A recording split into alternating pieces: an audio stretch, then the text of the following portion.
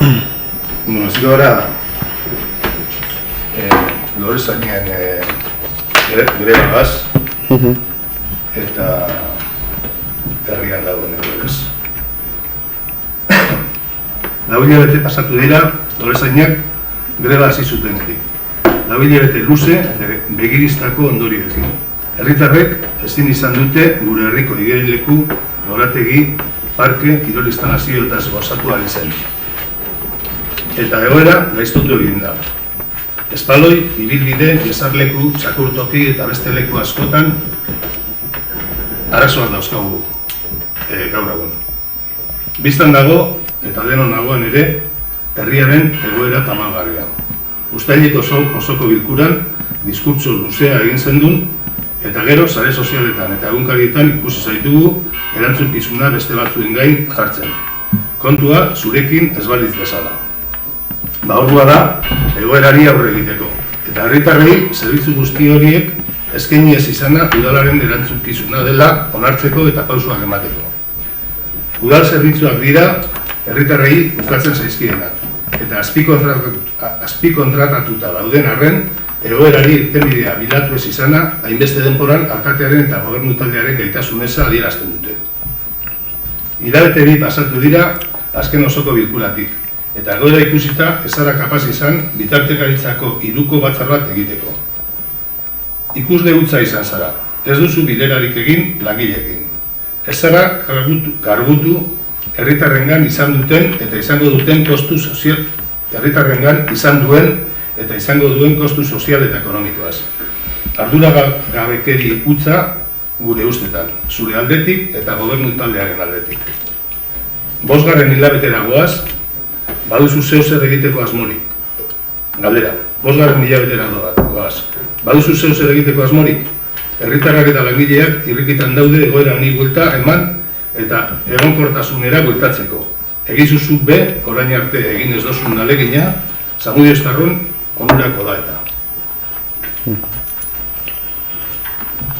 Komentatzea, aurreko osoko bilkuran esan genuen moduan, badakizue zelan joan den prozedimentoa, lehenengo maiatzak 10-etik ekainak 10-era joan zala huelgea, gero ekainak 10-etik abuztuak 10 arte, eta orain iraiak 6an agertu da, publikatuta Eusko Jaurlaritzaren zerrendetan, indefinida moduen presente deuriela huelga, ez?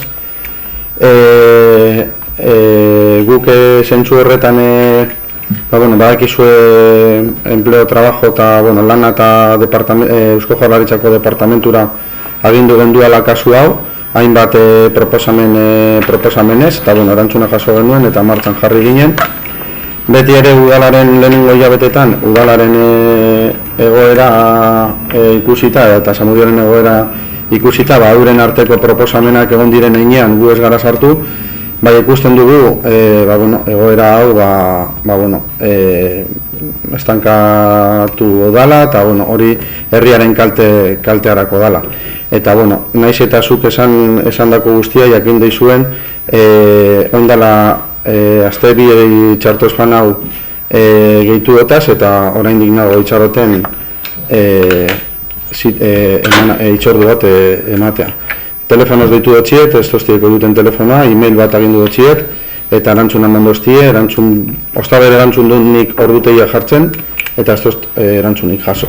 Zike beraz, nik ustotu del gobernuak eta alkateak, herrian dagoen arazoa ikusita, martxan jarri gara, oporrak bueltan, lehenengo gauza egin duguna da, hau baloratu eta ikusi zelan dagoen, teknikariek ez berbagin eta enpresagaz berbagin jakiteko zelan dagoen, eta badinotzuet, itxaroten gauzela. Baina pauso hori emon dugula. Oindala bihazte. Luzon, greba oindala da 4 hilabete hasi zen. Eta oindala 5 hilabete, 4 hilabete terdi. Eta oindala 5 hilabete terdi anuntziatu zen. Osea, bien, oindala 5 hilabete terdi, hasi baino lehen hau deko, kondo esan baina. Gaurkora, ustailean, zabatu gendu, udala ez zegoela ezer egin. Kontedozun guzti hori, gero zertan gauzatzen da. Hau da, zertan gauzatzen da. Eusko Jaurlaritza jo dugu. Zu badakizu Eusko Jaurlaritzak alde bakarreko zerak ezin deuzela konpondu. Eusko Jaurlaritzak medietan deu alde bietako borondatea badau.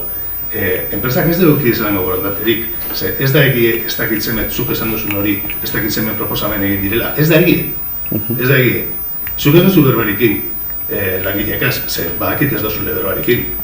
Ni bai indot, askotan. Eta badakit bakarrik egon direla proposamen bi. Izan zen bat hasi orduko, eta beste bat, ustaile inguruan, okerrako zana hastirakoa baino. Osea, ez dira egon eta ez da egia gu ez gara sartzen ze proposamenak egon dira eta euren artean konpondu behar egin zeuzel da. Ordurako, eurek bota zuten atzera egindako proposamena lehenengoa baino okerragoa zalako.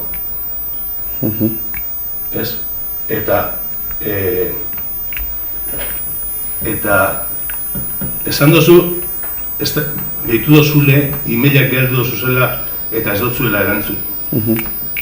Uztailetik ona, hilabete 2 pasatu dira. Borondatea egon ezkero, topetan da denborea batzar bat egiteko.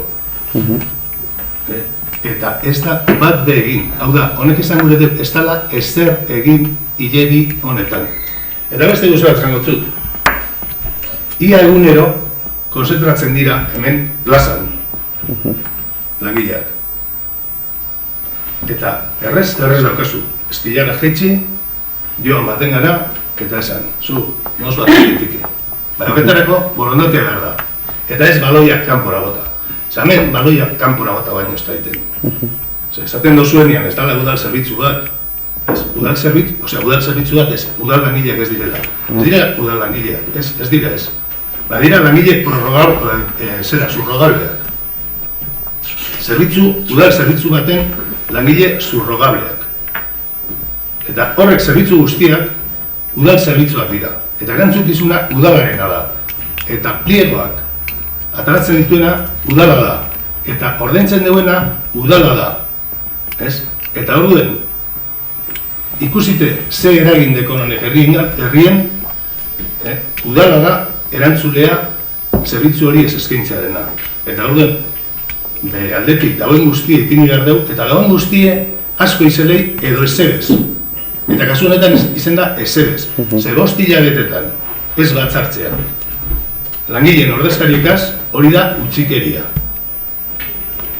Guk komente dugu ja zein lan gure posizioa eta horregaz aurrera botako dugu.